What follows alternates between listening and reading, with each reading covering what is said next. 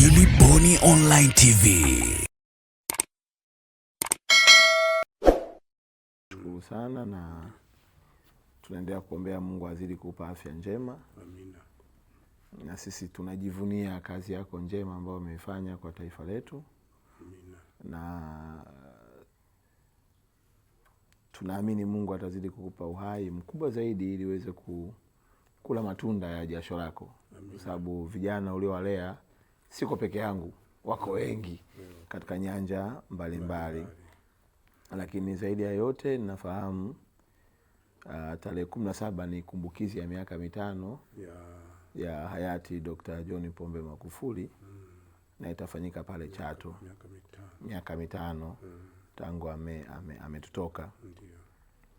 Kwa sababu ya ratiba ninaamini utapata nafasi ya kwenda. Naomba tu uende pia kwa niaba ya wengi, lakini pia kwa niaba yangu. Asante. Kwa sababu kuna kazi nyingine nakimbizana nazo kwa ajili ya maandalizi yale ya AFCON. Ndio.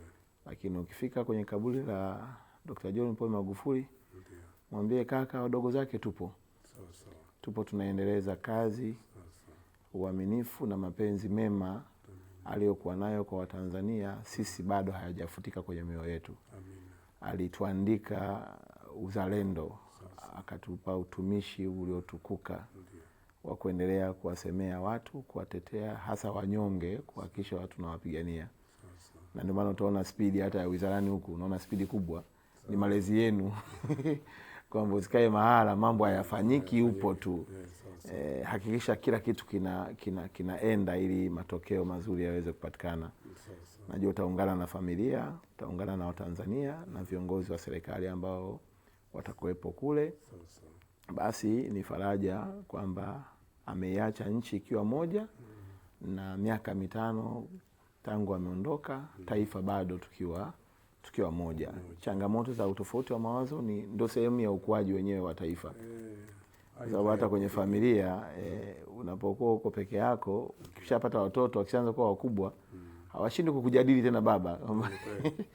Nilikuwa natania juzi kwamba inawezekana mimi natoka hapa, watoto wameshanipa jina. Mimi najua unakuwa na jina lako, lakini watoto wanakupa na jina jingine, asema mshua hivi yuko wapi? Kwa hiyo ni sehemu mojawapo ya ukuaji wa taifa. Changamoto ni namna tu ya kukabiliana nazo na kuweza, lakini naamini huko aliko anaona Tanzania ambayo inaendelea kupiga hatua na kazi inaendelea kufanyika, na tunaendelea kuomba umoja na mshikamano uendelee kuwa nasi. Kwa hiyo nisikuchukulie muda wako mwingi kaka, kwa sababu tumeongea muda mrefu leo. Wala hamna shida. Lakini kwangu ilikuwa ni baraka kubwa, nilisema nije nikusalimie. Sisi tunapata faraja kubwa sana mnapotutembelea viongozi na kutukumbuka. Kabisa kaka. Hili la kesho kutwa, kwa Mwenyezi Mungu akitujalia, kesho nitafunga safari kwenda Chato. Sawa kabisa. Tayari kwa ibada maalum. Ndio. Kwa siku ya Jumanne. Sawa kabisa. 17. Ndio. Basi tuendelee kuombeana heri kabisa, ili Mwenyezi Mungu atufikishe tuweze kwenda kumuombea tena kabisa kiongozi wetu aliyetutoka kabisa miaka 5 iliyopita kabisa.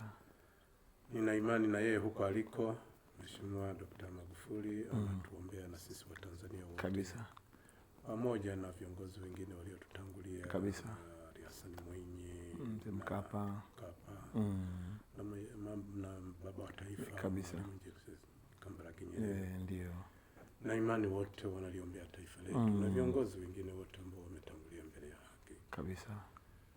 Mwenyezi Mungu ametupangia kila mtu wakati wake, ratiba yake na kwa namna yake. Kwa hiyo tuendelee kuombeana heri tu. Sawa kabisa.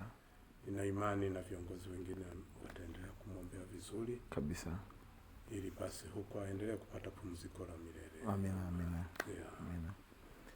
Shukuru sana. Make your day right. Gilly Bonny Online TV.